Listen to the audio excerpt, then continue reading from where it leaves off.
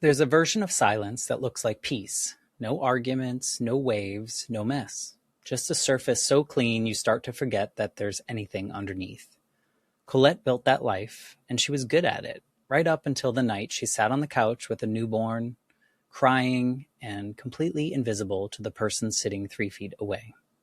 That moment didn't end her marriage, not right then, but it started something, a slow, honest reckoning with what it costs to keep quiet, to shrink yourself into the shape you thought the world needed, to mistake a lack of conflict for real connection. Colette is now a couples therapist, an author, a speaker who has spent years helping people find the language for the things they were too afraid to say. But before any of that, she had to learn it herself. This is her story. And I remember looking at him and feeling and seeing where I was and thinking, we are not even on the same planet. Like there's no attunement here. There's no connection. And I remember realizing like I need more. I need emotional connection. You're listening to the Life Shift Podcast. I'm your host, Matt Gilhooly. This show is built around one simple idea, that sometimes a single moment can change how we see everything. Each week, I talk with someone about the moment that shifted their life and how they learned to live differently after it. These are not stories about having it all figured out. They are stories about what it looks like to keep going once the story changes. Thank you for being here. Here's today's story.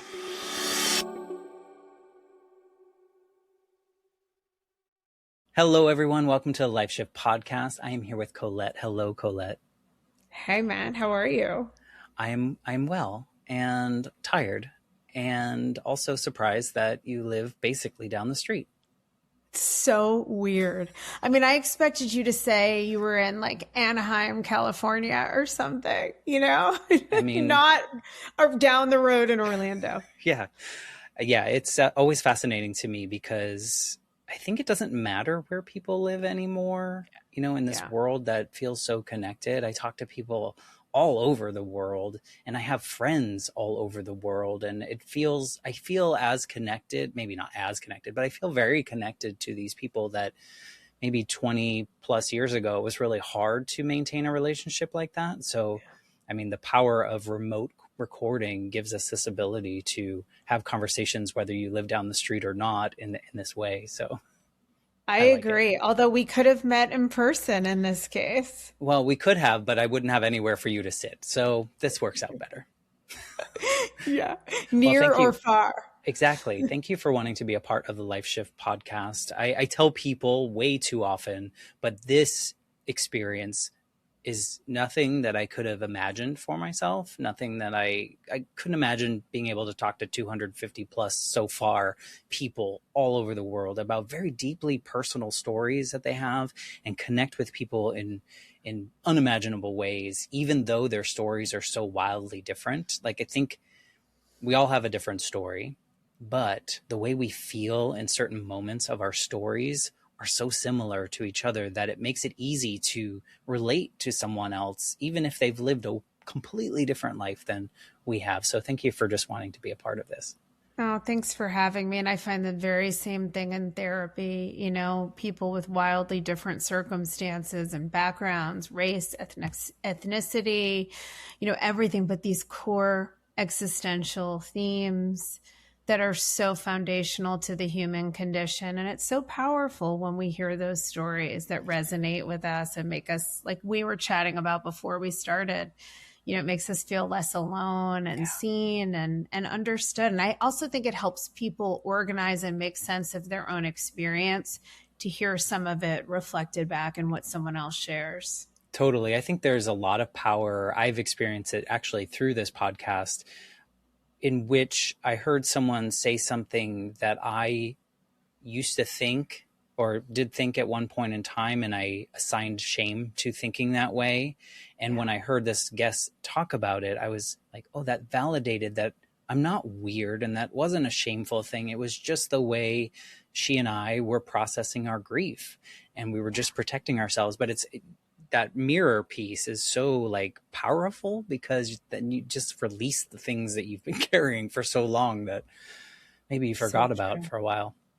So true. And the release of shame in hearing those other stories, because shame is really, even though it can be a useful emotion in certain contexts, it's also really crippling and debilitating for people because we carry too much of it. So I love what you're doing Yeah. with the show, and I'm glad to be here. Well, thank you. And I look forward to hearing your story. But before we do that, maybe you can tell us who Colette is in 2026. Like, how do you show up in the world? How do you identify these days? So these days, I identify as a psychotherapist, an author, which is very exciting because I've wanted to be an author my entire life since a very little girl. And I'm also a speaker, I'm a podcast host. But it's funny that I went in that order because, first and foremost, I mean, I'm a wife. Not that that's not important, but I'm a mom, which is really important to me. I have two adult daughters who are 22 and 25, recently launched into the world. And I think of myself, I'm a daughter, but I think of myself also as a really great friend. And I'm an open book kind of person. I really show up in the exact same way in all of these contexts, for good or bad. One thing that's true about me now that's always been true is I tend to overshare.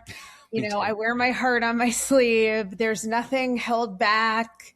It doesn't take a lot of time to get to know me. And back to that idea of, when you're vulnerable, vulnerability is so overused now, it almost loses its meaning. But the real deal is really powerful. If you show your humanity, people connect to you, you feel better, you feel less alone, they feel better. And that's how I've always showed up in the world. Really? So yeah.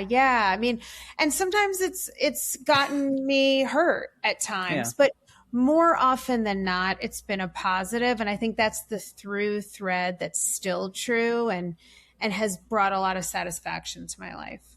Yeah, I think that's remarkable and wonderful because you must have had a good environment growing up. Because I think society, for a lot of people, at least I'll speak for my generation, I'm mid 40s now, and society told us that we hide the vulnerable stuff. We don't show quote unquote weakness, when now we've come to realize that that kind of is a superpower in a way of being fully you in front of anyone at any time. But we all put on these masks to kind of show up in the way that we thought society wanted us to show up. And I think now, at least the people I know that are my age, are now kind of shedding those masks and realizing they can show up fully themselves without shame, if you will. Whereas, yeah, and it's not an easy thing to do. So I'm 52 and I grew up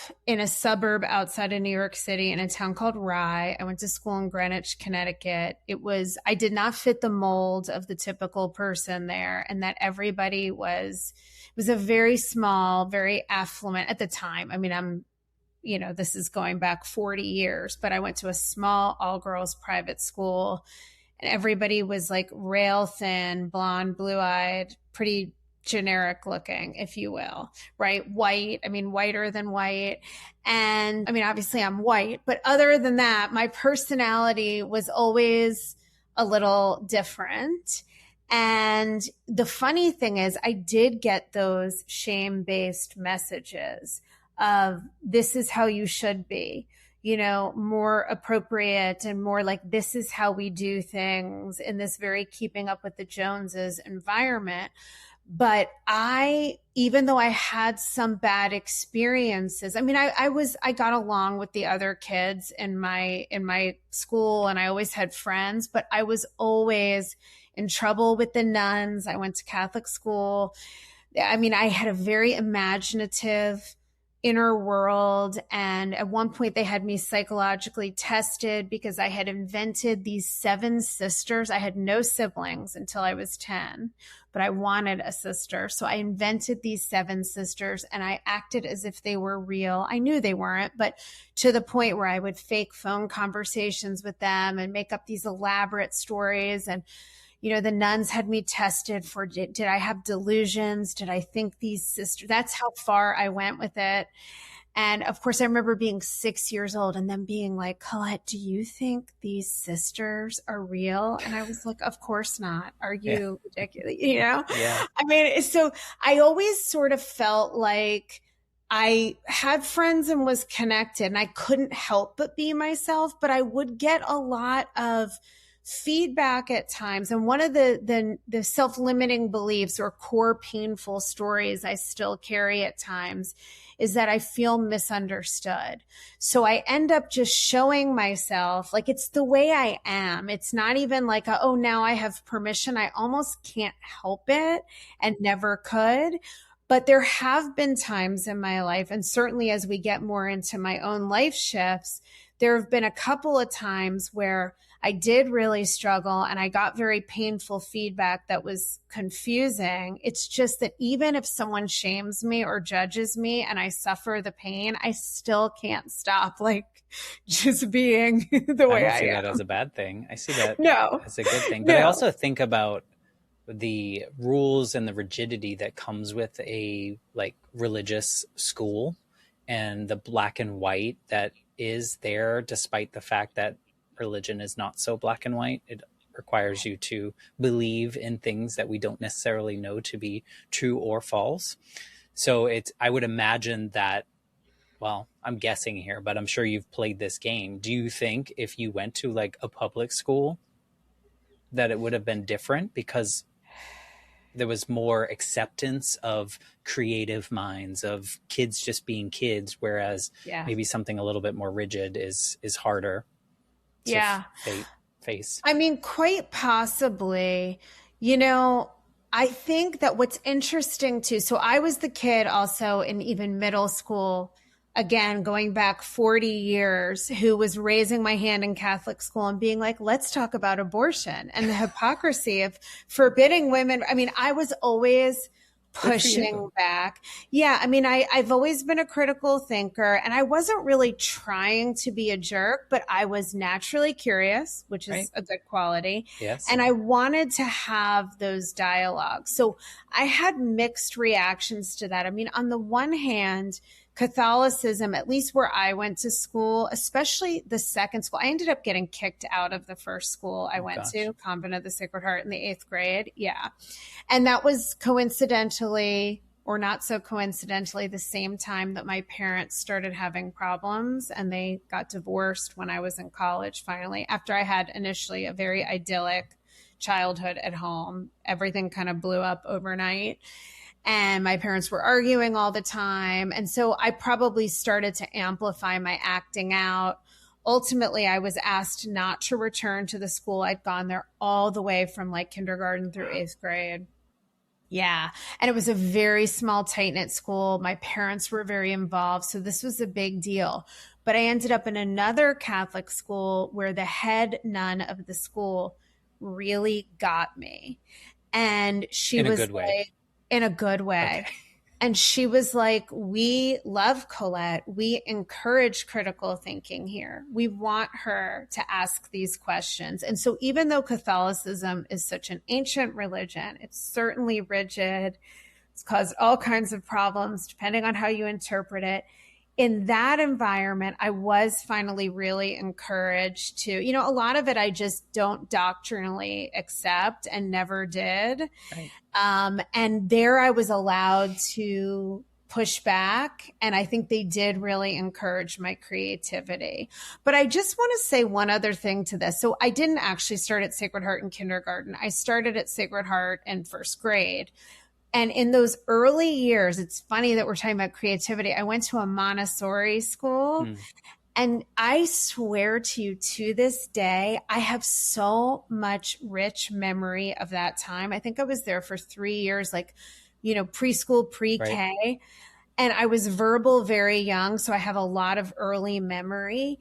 It was all play. It was all learning by play. It was all imagination. It was the most wonderful thing. And I think that fertile ground really helped me a lot. Yeah. I mean, I think your experience is the one that we wish for all people as far as you staying curious, not being shut down. Because, I mean, it can happen. It doesn't have to be a private religious school, it can happen at any school. But I think that you, like you said, you couldn't help it. You were just that way, which is great. I think so many kids are smushed down into a box because of fear or because they want to fit in, or just like we said, they put on the mask and then the mask becomes reality. Whereas you were like, I am not putting on that mask. I am just going to be me, and I'm going to walk through, and, you know, I'm going to hit some bumps and I'm going to recover. But I'm sure it taught you so much about the people around you and yourself that I would imagine that you brought that into adulthood. Yeah. Yeah, I think so. And I think sometimes a difficult or different kid ends up just being a really interesting adult. So, you know, maybe I'm giving myself too much credit, but I think overall it was really a good thing. But I look back and I'm like, God, I just definitely marched to the beat of my own drum. Like, all kinds of little quirky things. Like, you know, my mom wouldn't let me grow my hair when I was 3. I had a friend who had a speech impediment. She could not clearly articulate anything, but I could understand her somehow. No one else could. And she had really long hair. I mean, this is the 70s, and I wanted long hair, and my mom kept my hair short. So I decided that I would wear my ballet tights on my head every day as hair. And yes, as one does. And I wore it to the grocery store, and we have childhood pictures of me. And there I am with my pink tights, like, hey, you know, just living up that creativity. And I love that. Did it continue to serve you well? Like college, adulthood, you mentioned marriages and whatnot. Did that energy serve you in the right way? I think so. But, you know, this is where it's paradoxical and multiple things can be true. Just as I have this quirky personality that occasionally I get, you know, little feedback comments where I'd feel misunderstood and things that would really hurt me, but it never really succeeded in shutting me down. However, at the same time, and this really starts to hit on what I think of as my first big life shift, is that because my parents had all that arguing, and again, I grew up Catholic a long time ago. So in this small environment of this Catholic school, I didn't know one person who had divorced parents, which is kind of shocking because even back then people got divorced. There was not one person in my extended family who had ever been divorced. And so when my parents started having problems and they separated, that was very othering to me. It may sound strange in light of how normalized divorce is, but I felt very self-conscious about that. And then the home environment went from being really pretty seemingly idyllic. I'm sure there was a lot of trouble between my parents brewing under the surface that I wasn't privy to, right. But eventually it was all on the surface. There was a lot of arguing. My mom doesn't like when I tell the story this way. In my book, I even reference this, that my parents argued. My mom cannot hear it. She doesn't recall it that way and can't really validate my experience on that, which is interesting. But that is how I recall it. And that was my experience being a kid, lying in bed, listening to my parents argue, you know, with a stomach ache, praying and wishing for it to stop. So I felt loved. But what I learned was these adults who love me still can't really protect and keep me safe. Mm.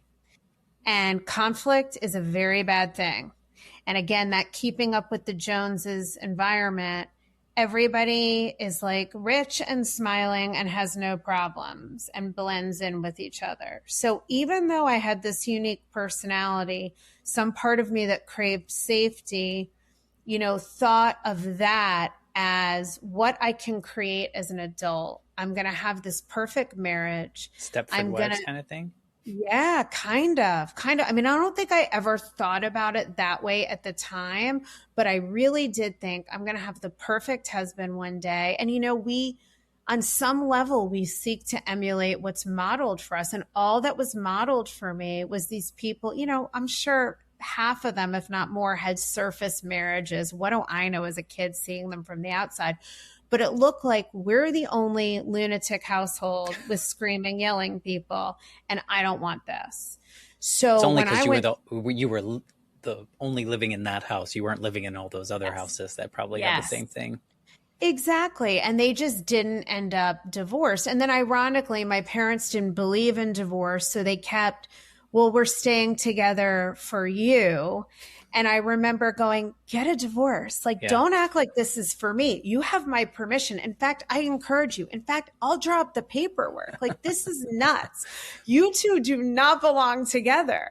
Please stop. So this went on for a long time. My mom's a lawyer. So I think she went through a lot of, this is my own interpretation, taking out her emotions on through the legal system. My dad really fought for 50-50 custody, which was not the norm back then. Yep. And I really applaud him for that, because I think, especially as a woman, having a father who really values you and makes you feel like what you have to say and what you think and feel is important goes a long way. So I always felt like my dad wants to fight for me. That was a good thing. But all of this leads me to college, where I meet my first husband.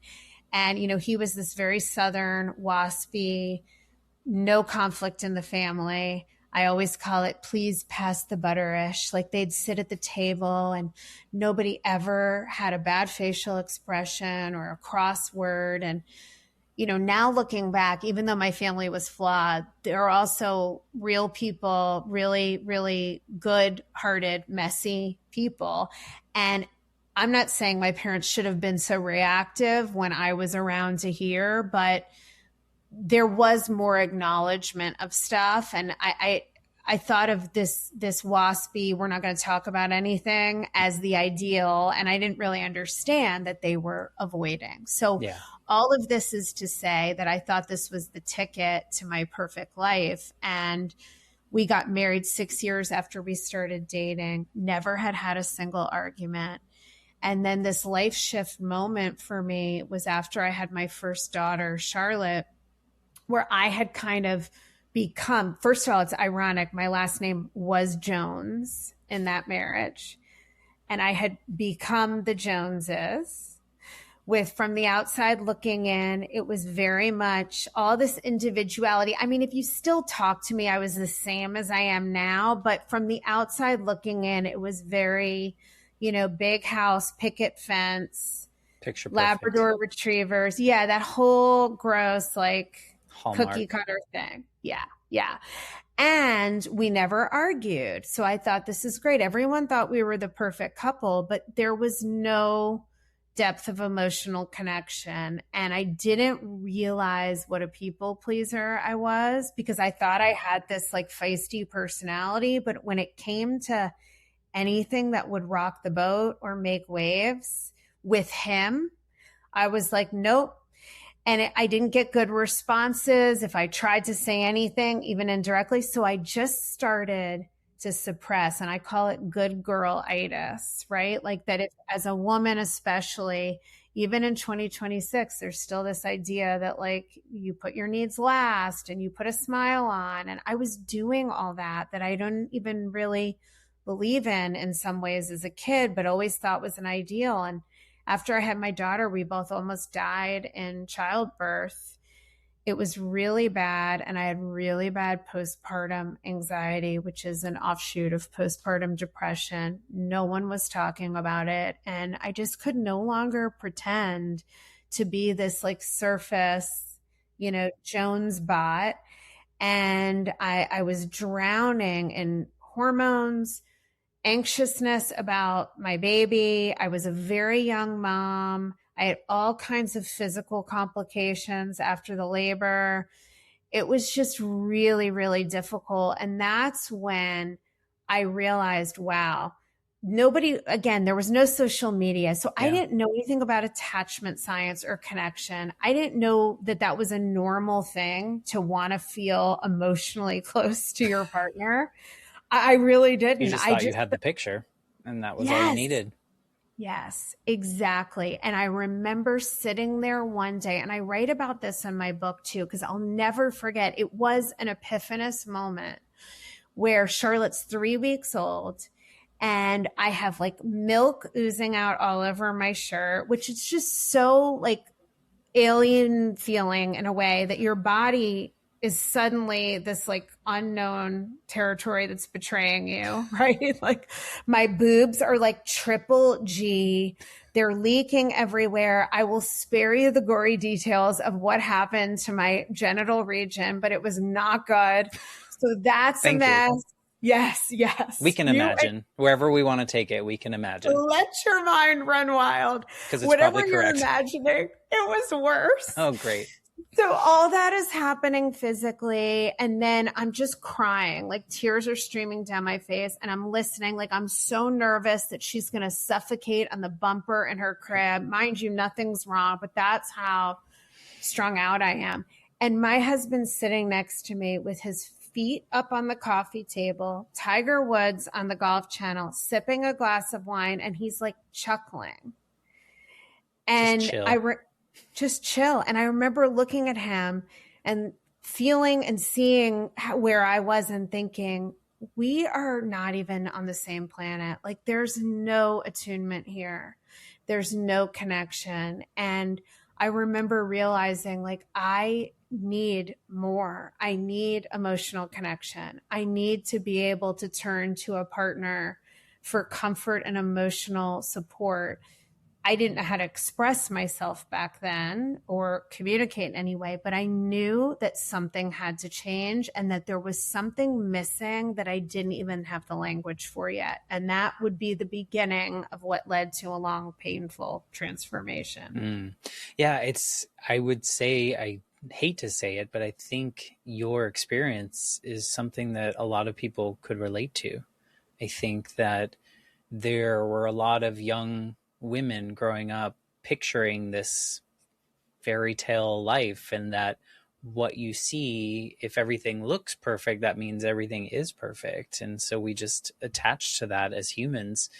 But, you know, thinking back on that, do you remember before that moment, like in the day-to-day before you had your child, do you remember moments of happiness, or do you think that there were moments in which you felt happy because you thought you should have felt happy about the situation? It's a great question. I think there were moments of genuine happiness, but I think there were peppered by moments of emotional disconnection or moments of vulnerability or attempts to maybe even think about being vulnerable in a way. It's one thing to be vulnerable and open as a human. It's another thing in the pocket of a romantic relationship to admit when you feel insecure or scared of rejection or abandonment, which we all are on some level. And I think there were moments where some of that maybe bubbled up, and the responses I got felt very, very dismissive and rejecting to me. And those moments would trouble me deeply and hurt me, but I couldn't make sense of them. And I didn't really want to tango with what they meant on an intuitive level. So the pain would subside and it would go back into the, you know, just kind of stuff it down and carry on with the surface life. And you can go through years of, you know, my ex-husband was very successful at a young age. And I went right from being, one thing I was very lucky for in my early life is my parents had the means to provide a very nice life for me. And I was a hard worker and a good student, but I really didn't have a lot of real world reality testing in a way, because I went right from my parents into, I got married at 24, you know, just barely out of college, engaged at 23. And even though I had a good job, had I been living on my own, I wouldn't have been, I was earning 10% of what my ex-husband was. So, you know, it's kind of this, oh, now we're getting engaged, and then it's about that. And now we're planning a wedding, and now we bought a house, and now we're having kids. And so there's a lot of joy that also comes from, we're going on a cool vacation. We're decorating the nursery.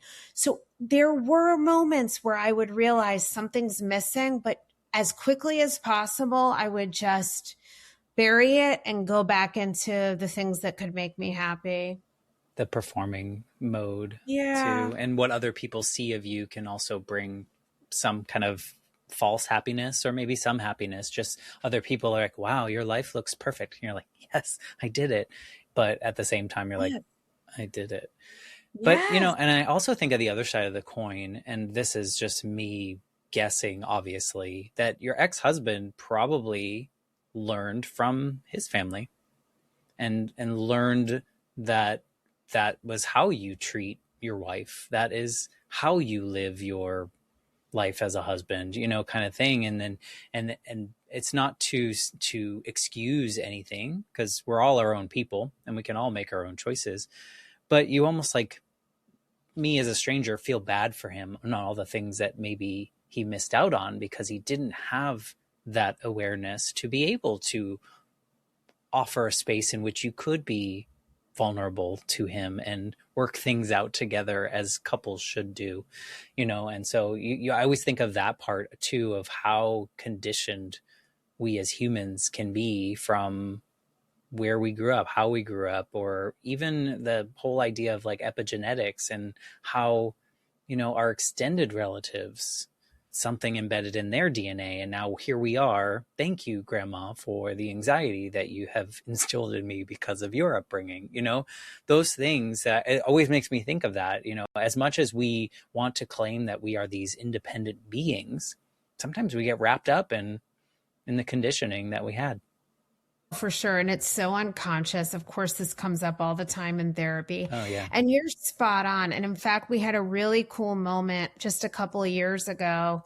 We got divorced very abruptly a few years after this time, this moment that I just shared with you, my first husband and I. And then we didn't really have a lot of closure. He quickly got remarried and is very happily married, by the way. And I've been married for more than 10 years now, just over 10 years. So all's well that ends well, but we never really had a lot of discussion or processing. And at my younger daughter's 21st birthday, we were all together for dinner with all of her friends, and the adults were at one end of the table. And it just so happened that there was a moment that my husband wasn't there and his wife was outside, and we had all been talking very openly. We had a couple bottles of wine, and somehow our divorce came up.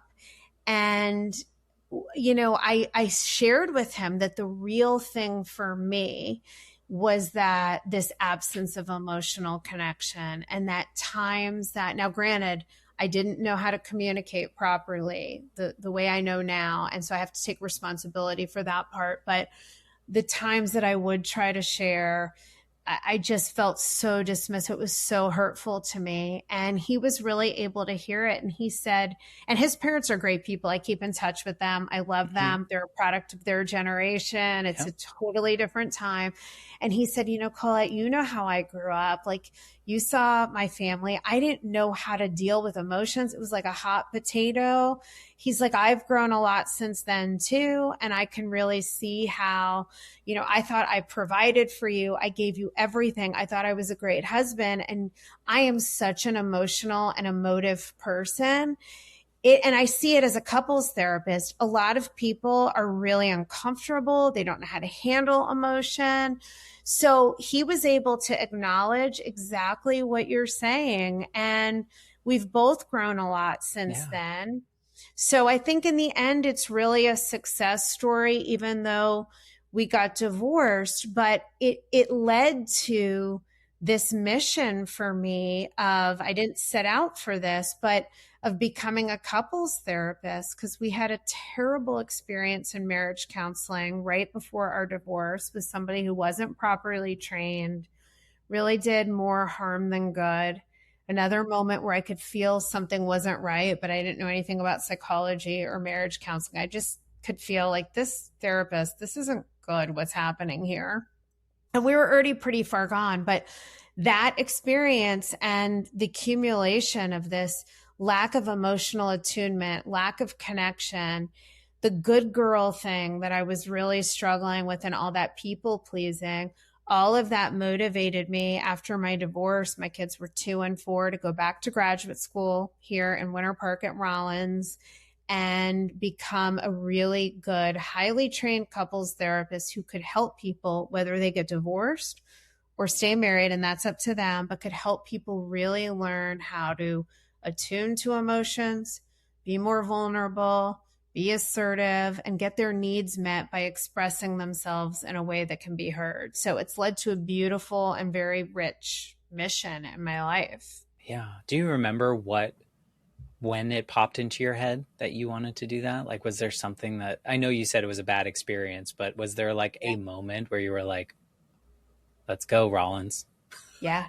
And you know what? This is where life is so funny. And I know you know this because your whole show is on this. And this has been such a thing in your own life too, from what you shared with me. But there are sometimes those crystallized moments that maybe you've been thinking about it, or it's been percolating or building, but it can be a random little moment.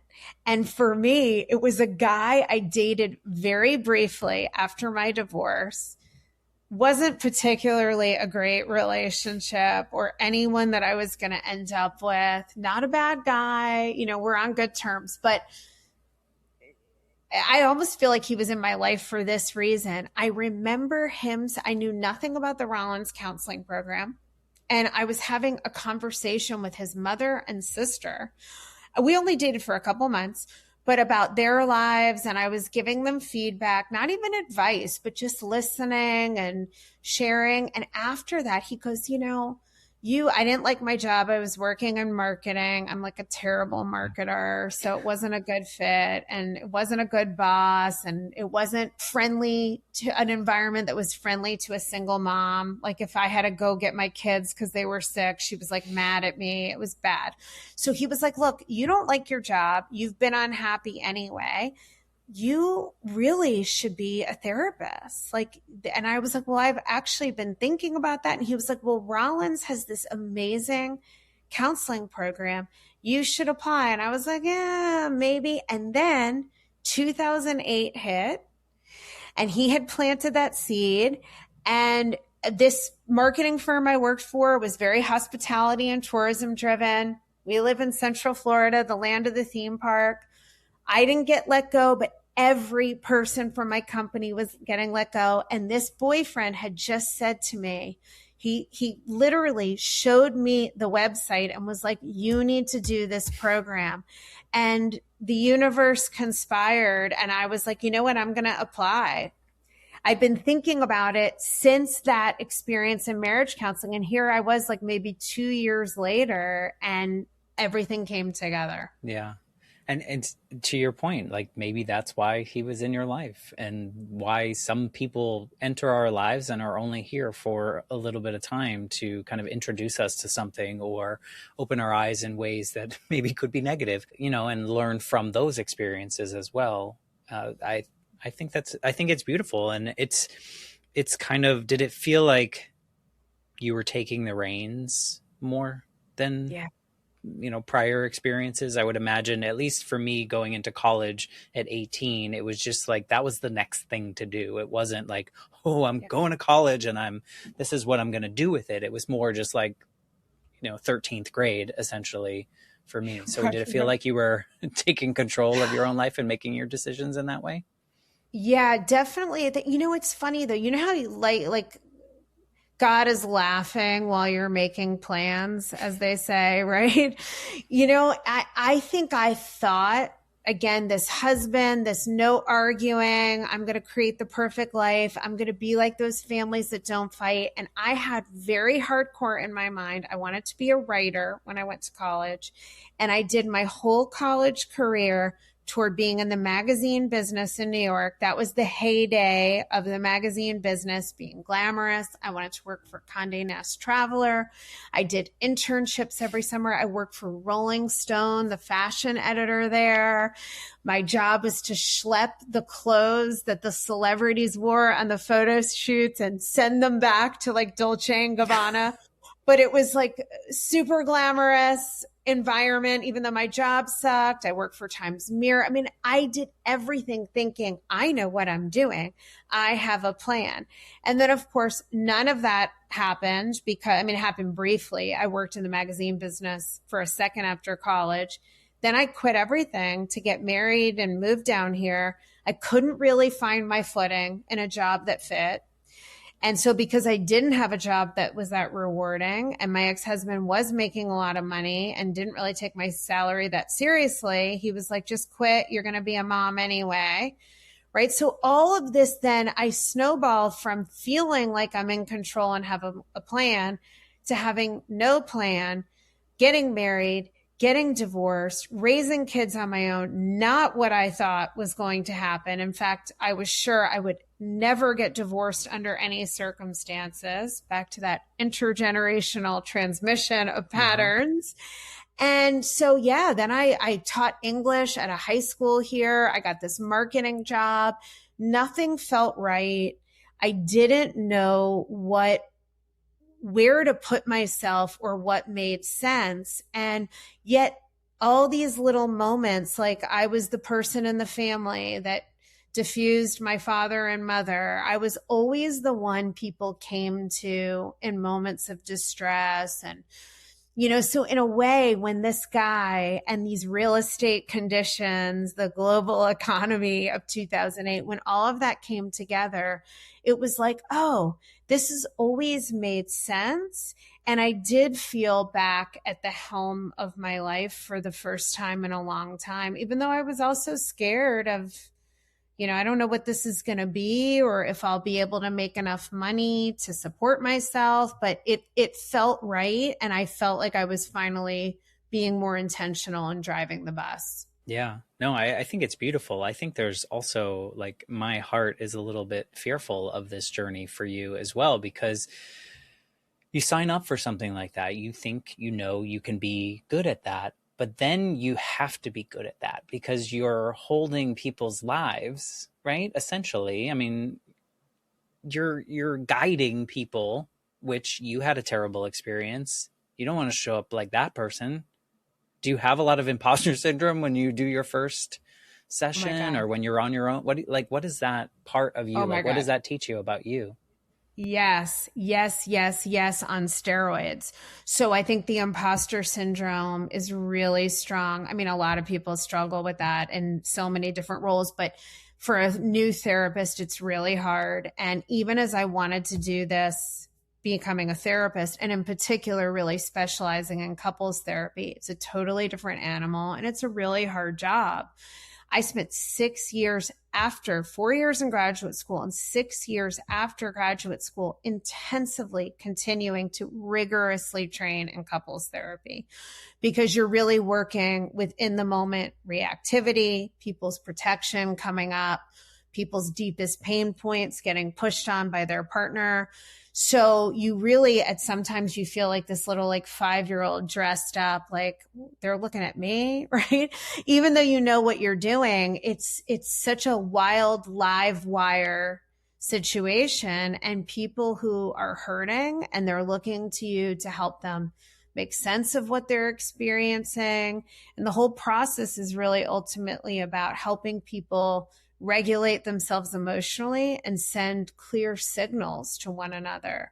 So while it sounds simple, and now I really know what I'm doing, because I'm almost 15 years into the job and I do this all day, every day, it's still hard, but I definitely don't feel imposter syndrome anymore. I did for a long time. And I look back on it, it was not pleasant. There was a lot of self-doubt or moments of like, oh my gosh, maybe I've got this. And then the next session, you're like, oh my God, that went totally sideways. Or people are saying, oh my God, we're spending all this time and money and we're not getting better. And you don't have enough time in the saddle to realize you're not totally in control of that. You can only guide people on a process, and ultimately they have to choose to make these changes. But I would feel enormous, probably too much responsibility for saving everyone's marriage.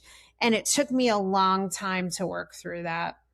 Yeah, I would imagine that, again, here's me assuming that your profession the more reps you get, like the more sessions you do, the more you learn about what works, what doesn't work, about yourself, how you react as the practitioner.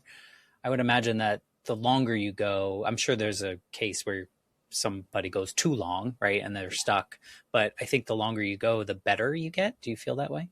Yeah. Yeah, definitely with couples therapy too. Although, if you're not really learning, couples therapy is something where you need a model.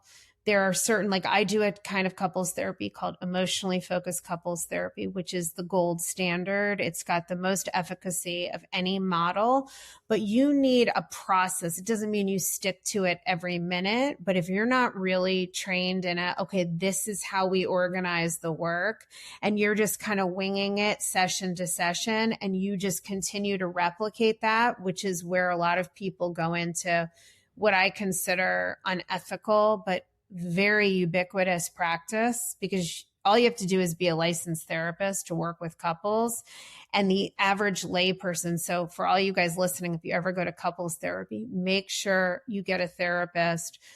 Ask a therapist, how much do you work with couples? What percentage of your practice is couples? Are you trained in a specific couples therapy model? I mean, those are just good questions to ask, because obviously you want to find someone who's a personality fit, but you need a therapist who has that kind of training, or you're all going to be lost in a sea. And if you just do that, even if you do that for years, you're probably going to do a lot of unintentional damage. Now, if you're following a model, it takes a long time to get good at it, especially since all these things we've been talking about, what people witness as kids, the wounds they have, the traumas we have, even if we've healed and done a lot of work, this isn't reacting and relating to other people in an intimate relationship. The romantic relationship's the most important one we have.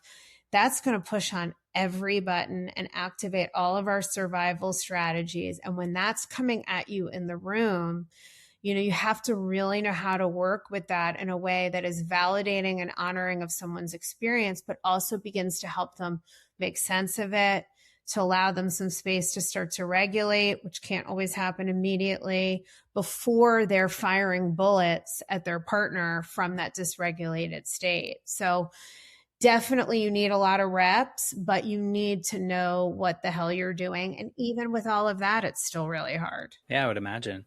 But having this career now and saying all this conversation that we've had, you've said, like that curiosity, that sometimes too vulnerable, but I don't believe that experience, that has always been the through line for you. What has this, like, what's different about you now in your heart and soul compared to the Colette that was sitting on the couch while your husband was watching Tiger Woods that day? Like, what do you think is most different about you and how you show up in the world? So many things. So first, being a therapist really helps you see and we talked about this, but how we're all struggling with the same things. Like those core themes, our fears, our doubts, our insecurities, they're so similar. So my clients have impacted me and sitting in the therapy chair in terms of making me realize, like, for example, I'm now a professional speaker. Like I do keynote speaking. I've done a TEDx talk. I am very confident in what I know and my ability to give a good talk. And yet at the same time, I have a very sensitively wired limbic system. So I go through terrible, terrible public speaking agony. It's better now that I've done it a lot, but I will always, getting up on a stage in front of an audience, I will always have that survival. Oh my God, I'm in front of the herd. I could be judged, right? This is an old evolutionary thing that if you're cast out by society, you will die. So that's why so many people are afraid of it. I now know that, I would have probably younger Colette, I would judge myself for, why aren't I more confident? I don't lack confidence. It's just my survival system, right? Or I would think, oh, why am I so emotional? Why can't I be more like these like robot blonde girls I go to school with who don't seem that emotional and right, Don't they're have seven cool. sisters. Right. They don't have seven sisters. And now I'm like, you know what? Having these emotions is the best part of me. Having the ability to, and I really like people. Like I really like people, but I no longer, this is the difference. I like myself. I I was think just going there to say was, that. yes. And I'm accepting of myself. And I think I've shifted from a more self-critical in order to motivate, which is very common because I really wasn't criticized as a child. I got to give my parents props on that. Even when I put the tights on my head, they were like, okay, this is her. They were very Should have accepting. just let you grow your hair. I know. That's Would've what I've looked less said to my silly. mom. What is your problem? But they were very like, oh, Colette, you're so smart. You're so great. Like they were very loving in that way, but still we can be so critical. Now I'm really not critical of myself. I've learned self-compassion. I've learned the power of that through being a therapist, that when I'm struggling and I can feel my mind wanting to go, oh, why did you do it that way? Or, you know, I'm really aware of it and I really talk to my inner child and I say self-loving things like, this is a moment of pain. You know, other people are going through the same thing all around the world right now. Somewhere in the world, someone else feels like they embarrassed themselves or they messed up in a talk or a therapy session didn't go great. Or, you know, I pitched my book to some like Oprah and she didn't respond to me, even though I reached out 50 times. Come on, Oprah.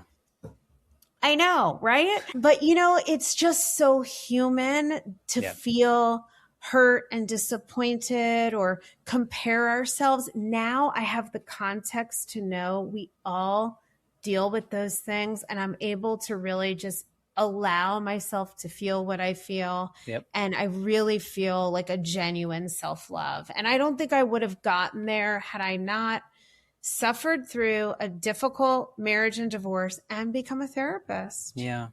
Yeah. I say something similar about my own experience. You know, my mom was killed in an accident when I was 8 and I struggled for 20 plus years to like figure out grief and why am I such a hot mess? And I had a therapist, she helped me. And what I've realized since in the last like 20 years, I don't know how old I am now. I'm like making myself 50 or something. The last like 15 years, I've realized the self-awareness piece is so key. And what I mean by that is now, if I have moments, because I'm a human, I will have sad or depressive like moments and things will happen. Now I know to acknowledge that. I'm aware of what's happening. I acknowledge that it's happening. I acknowledge that I have the tools to make it through this. This is not forever. This is just a moment in time. And it was really that unlock. And it's kind of what you're describing of this like self-aware. You had it in you all along, but now you've flipped the script and you've seen it differently and you can process it in different ways. And I think that's what I see a lot from people on this show too, is just that is part of their transition into the new version of themselves, is that they have more self-awareness, I guess, is probably the easiest way to say it. And that comes with self-love, that comes with self-acceptance, that comes with all the pieces that maybe they didn't have before. So I definitely resonate with that comment in like a slightly parallel way. Yeah. I mean, I think also when you hear so many people, you see them, the context of their life, and you really see and hear in therapy everything under the hood, right? Once you develop that trust and rapport and people really share with you and you're hearing the same things and you're seeing these people who are wonderful and they're successful and you hear what their inner voice is telling them, these lies, because our brains run negative. It's another survival thing. So this is what it does. And if you were criticized or invalidated or neglected as a child, then that's going to be even stronger. And when you see how often people do that and the disconnect between who they are and how you perceive them and what they're telling themselves in their moments of despair, you really realize, wow, this is just what our minds do. And we have to hold those stories lightly. And it's the same thing in relationships. back to why I wrote this book. Like, there's so many things that are it's just reactivity. It's brain science. It's dysregulation. It's survival mode. And if we can understand with self-awareness, like you're saying, that this is what is going to happen. If you're in a close relationship, even a friendship, a colleague, but certainly a partner of any kind, they are going to push on the raw spot inside of you at that level of intimacy. It is not, are you going to get triggered? It's, how are you going to handle those triggers when they come up all the time? Right. That's what good couples therapy is doing, is teaching you how to recognize, handle your triggers, be compassionate toward yourself. I have a whole process I developed called self-connected communication, where you pause first to really process, regulate yourself, bring awareness, bring compassion and curiosity, so that by the time you go to a partner, you're able to really be clear about what you're feeling. You're not blaming or accusing, right? You're acknowledging, I have a story in my head.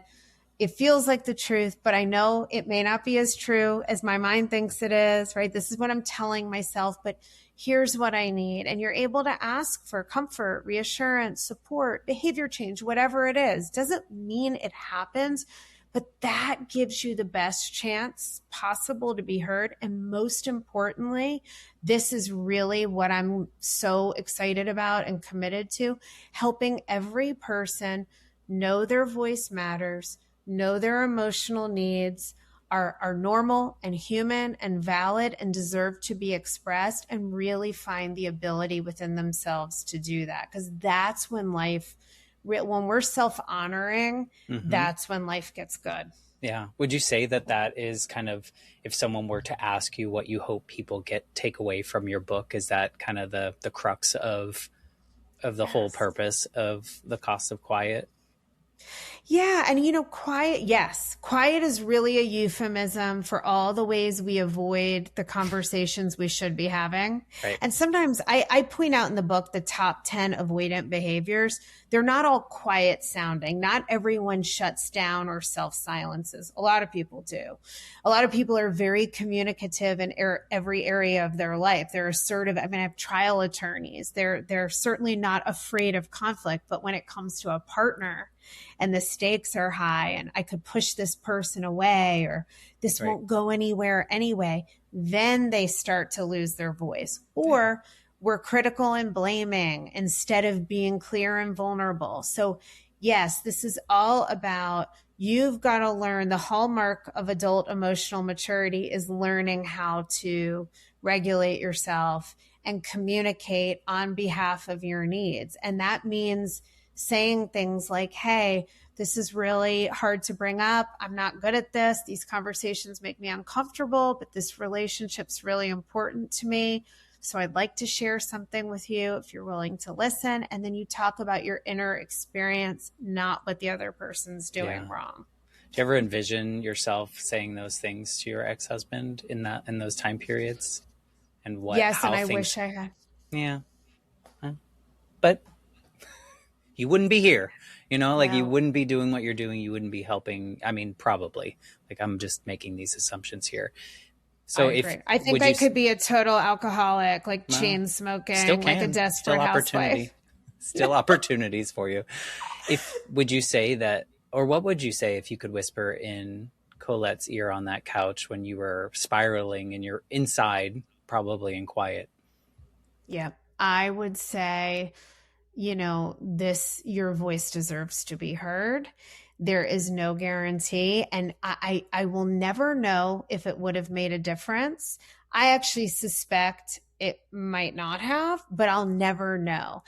And I know that, and I'm at peace with how it ended, because I have wonderful kids. I have a wonderful career. I would not be doing this had that not happened. And my career is really rewarding. Helping people it's a very purposeful life, even though it's hard work. But I would tell that younger me, hey, what you're feeling is normal. It's valid. It deserves to be spoken. And it will hurt and be disappointing if you put yourself out there and your need isn't met. But it hurts far more to abandon yourself and have regret. I mean, it already hurt, right? You were already hurting from not doing it. So get it Exactly. out, right? Yeah. And you So, know what? That's what people say. Can I just say this yeah, one of thing? course. People tell me over and over again in therapy, like I hear this so much. I try to address it in the book, but I swear to you, it's so hard to get this through to people. I will hear so often that, like, oh, I can't say it because it'll create a problem or they won't react well, and really then you unpack it a little further, and it's really just the fear of vulnerability. I call it the siren song of avoidance, that your mind is telling you all the reasons you can't communicate, that it's the other person's fault, but it's really the fear of being vulnerable. And people will tell me finally in therapy, down deeper, well, it feels almost worse if I actually say what I need and then it's not Yeah. met. And that's the part I'm trying to change, because once you start saying what you need and advocating for yourself and you warm up the muscle to do it, and you realize, I give a whole process for this in therapy in my book that makes it much easier. Once you start to do it, like I can't imagine life in any other way. My husband will joke like, wow, I wonder what it would be like to meet people pleasing Colette. I'm like, she's dead, honey. You missed her by like a good decade. And you're like, you're lucky because you don't know her, right? Exactly. Well, I mean, and I think there is, I don't know, I think part of this whole thing of all of us having this little bit of this fear of vulnerability, fear of abandonment, all these things seem to be predicated on the fact that we all seem to think, yes, we would want this, but that all relationships should be forever, right? And so we give I parts love of that you brought that up. we give parts of ourselves away because we don't want that to end, and we think that's the better choice when maybe it's not. Maybe fully owning our own experiences and our own feelings, and relationships come and go, maybe that's a better life. I don't know. Oh, I agree with that 100%.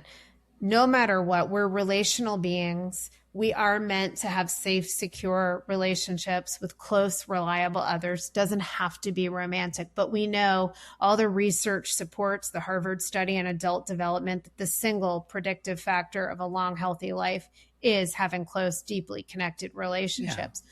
But even as that's wired into us, the most important relationship you have is the one you have with yourself. And that's the place you got to honor that first. Yeah. No one's taught that, but maybe they can connect but with I'm you. Trying to change that, Matt. That's my life. Saying. That's my segue into telling people that they should reach out to you and connect with you and read your book. Like, what's the best way to find Colette? I know that this is your profession, so you don't want people dumping their stories on you. But at the same time, I do encourage people through these episodes that if something the guest says resonates with them, like reach out and just mention that to them. So like, what's the best way to find you, or if they want to tell you those things? I would love that. And I almost feel like you can't not find me. So first of all, my book, The Cost of Quiet, is available wherever books are sold. You can also go to thecostofquiet.com to make it easy, or of course, Amazon, Barnes & Noble, local independent bookstores. Support your bookstores. You can get it on my website, ColetteJaneFehr.com. I'm very active on Instagram. I'm on TikTok, even though I haven't figured that out. My handle is at Colette Jane Fehr. And I also write a really great Substack every week called Secrets from a Therapist, where I share a lot of relationship insight and really tools for all of this. I give a lot of value. It's free. So if you're not on Substack, pop on there, just substack.com. And if you put in my name or Secrets from a Therapist, you'll find my newsletter. It's got a lot of stuff that will help you. And again, that's free. Awesome. Yeah, we'll put the links in the show notes. I think it's make it easy for everyone to click along and do it. But I really encourage someone that maybe part of Colette's story gave you some validation in your own experience or how you felt, or made you want to take the step that you have been contemplating for a while. Reach out to her and let her know. I think there's so much power in sharing our stories with other people, sometimes for the first time, or saying it out loud. You know, this effect of saying things out loud really clears the way for things to kind of move forward. So, Colette, I didn't know you an hour and a half ago, and I feel like I know so much about you. So thank you for just coming on this life shift journey with me. It's always such a pleasure to get to talk to strangers and then become closer in this way. I really appreciate it. It's been a pleasure, and you're in my backyard, so I hope we get to meet in real life sometime soon. Yeah. Well, not for sushi. We talked about that before, so For veggies. It will have to be for some coffee or tea or something along those lines. Sounds great. Well, thank you again for being a part of this, and thank you everyone for listening. I will be back next week with a brand new episode. And by the way, I've gone to 2 episodes a week, so I guess I'll be back in a couple days with a new episode. Thanks again, Colette. Talk to you soon.